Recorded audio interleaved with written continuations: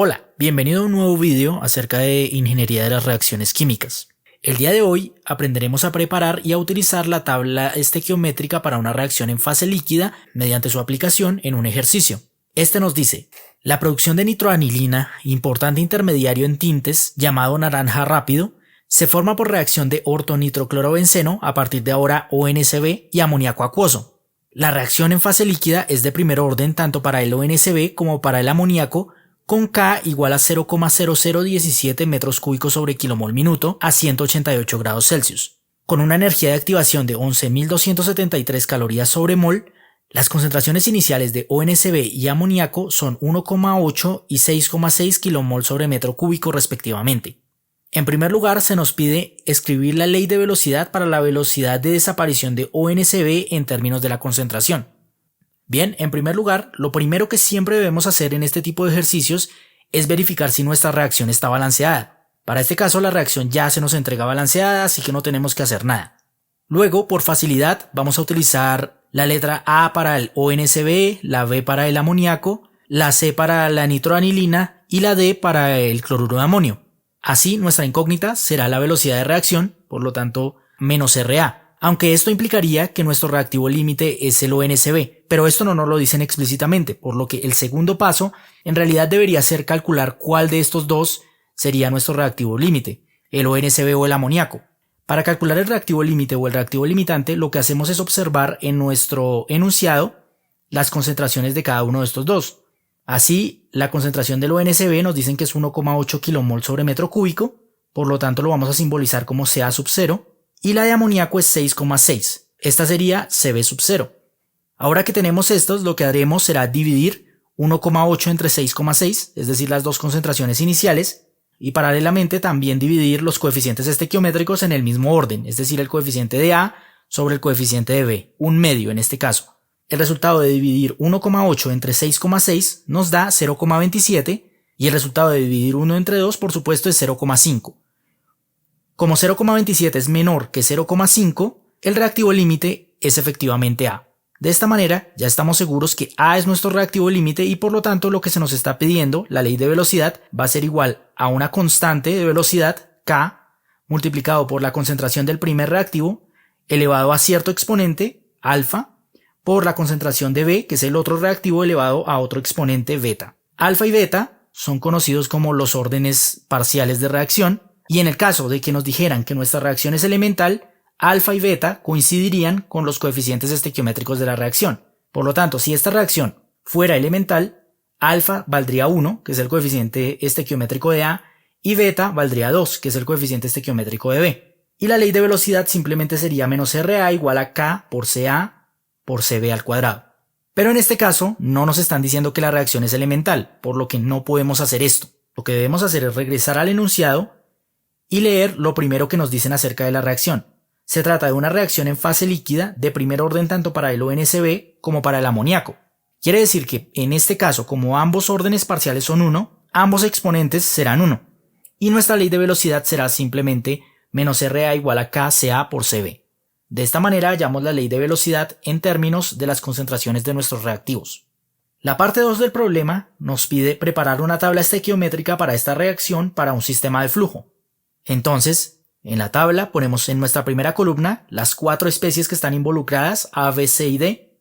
Vamos a poner en las 4 encabezados inicio, cambio y remanente. Como nos dicen que es un sistema de flujo, las unidades van a ser en kilomol sobre minuto, es decir, flujos molares.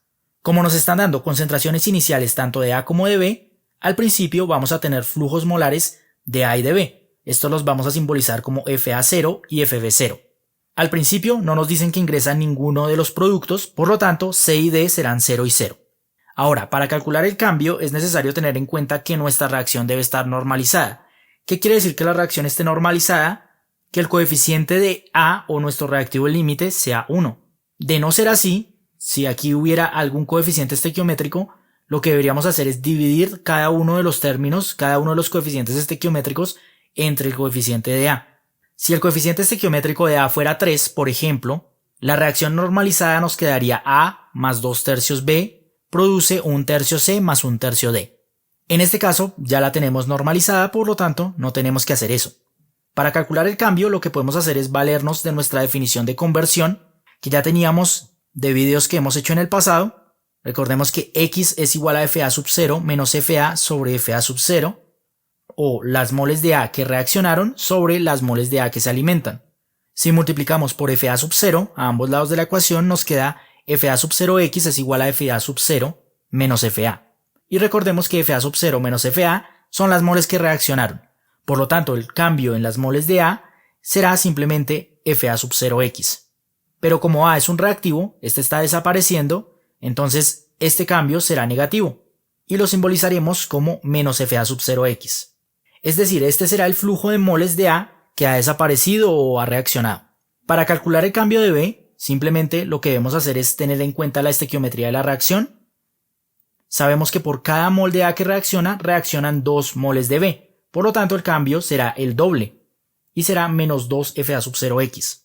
Por otro lado, para los cambios de los productos, tenemos que tanto C como D se producen uno a uno con respecto a A. Es decir, por cada mol de A se produce una mol de C y una mol de D. Por lo tanto, los cambios serán exactamente iguales a los de A, pero con sentido positivo, ya que son productos, están apareciendo o generándose. Así vamos a tener que el cambio para C será más Fa sub 0x y el cambio para D será más Fa sub 0x, los mismos de A pero positivo. El remanente no será más que el flujo a la salida. Este será la suma del inicio y el cambio. Entonces, Fa va a ser igual simplemente a Fa sub 0 menos Fa sub 0x, y como tenemos factor común Fa sub 0, lo que se suele hacer es sacar este factor común y esto nos da que Fa es igual a Fa sub 0 1 menos x. Este será el valor que se coloca en el remanente para A. De esta manera calculamos el flujo de A que sale del reactor. Por otro lado, para B vamos a tener exactamente lo mismo, tenemos Fb sub 0 menos 2 Fa sub 0x es el flujo de salida de B. Como en este caso no podemos sacar factor común Fa sub 0, como en el anterior, lo que se suele hacer es multiplicar a Fb sub 0 por Fa sub 0 sobre Fa sub 0, es decir, por 1, lo cual no nos afecta la expresión. Y ahora ya sí tenemos el factor común. Sacamos factor común Fa sub 0 y nos va a dar simplemente Fa sub 0 por paréntesis Fb sub 0 por 1 sobre Fa sub 0 menos 2x, que es lo que nos queda cuando le sacamos el Fa sub 0. Y por facilidad, para no tener que estar escribiendo esta fracción, lo que hacemos es llamarla teta b. Así sustituimos este número, Fb sub 0 sobre Fa sub 0 por teta b, y nos queda simplemente que Fb es igual a Fa sub 0 por teta b menos 2x. Esta será la expresión del remanente para B. Los remanentes de C y D son muy sencillos, simplemente será 0 más Fa sub 0x, es decir, simplemente Fc igual a Fa sub 0x, y lo mismo para D. Fd va a ser igual a Fa sub 0x, ya que 0 más Fa sub 0x nos da Fa sub 0x. Lo primero que podríamos hacer sería hallar el número teta b. Para calcular este número, recordemos que se define como Fb sub 0 sobre Fa sub 0. Lo que debemos hacer es tener en cuenta la expresión que nos relaciona el flujo con la concentración. Sabemos que Fi sub 0 es igual a Ci sub 0 por B sub 0, donde B sub 0 es el caudal inicial. Recordemos que para una reacción en fase líquida, suponemos que el flujo es incompresible, por lo tanto el caudal no varía. No hay cambio en el volumen o flujo volumétrico en el reactor. Así podemos reemplazar Fb sub 0 y Fa sub 0 por Fb sub 0 por B sub 0 sobre Ca sub 0 por B sub 0. Los dos B sub 0 se nos cancelan y simplemente obtenemos que teta b también se puede escribir como Cb sub 0 sobre Ca sub 0. Como estas dos concentraciones las tenemos, simplemente reemplazamos estos números. Teta b será 6,6 dividido entre 1,8. Nos da como resultado 11 tercios.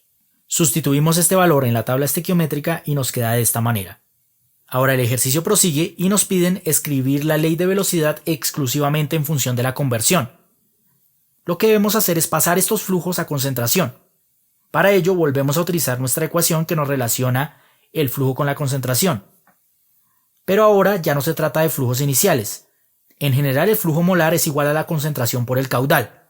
De esta manera entonces la concentración será igual al flujo sobre el caudal, pero como nuestra reacción es en fase líquida, nuestro caudal será fijo y lo podemos reemplazar simplemente por V sub 0. Sustituimos el valor de Fa y nos quedará Fa sub 0 por 1 menos x entre V sub 0. Pero recordemos que FA sub 0 sobre B sub 0 no es más sino la concentración inicial. Por lo tanto, obtuvimos que CA es igual a CA sub 0 1 menos X. Ya tenemos el primer valor que vamos a sustituir en nuestra ley de velocidad. Para la concentración de B hacemos exactamente lo mismo.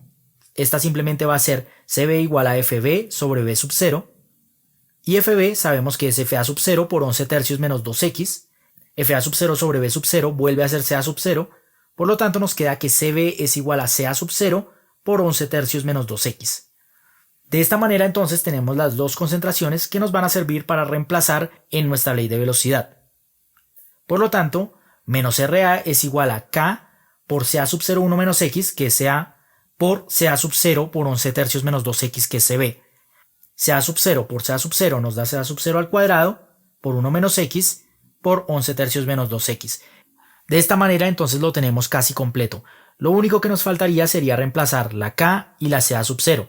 CA sub 0 ya nos lo están dando, nos dicen que es 1,8 kilomoles sobre metro cúbico, por lo tanto lo sustituimos directamente y 1,8 al cuadrado nos da 3,24. Esta será entonces la ley de velocidad en términos de la conversión. Ahora ya sabes cómo usar la tabla estequiométrica para reacciones en fase líquida. Si te ha parecido útil este video, no dudes en darle tu like y compartirlo con alguien a quien también le pueda interesar. Gracias por ver, nos vemos en la próxima.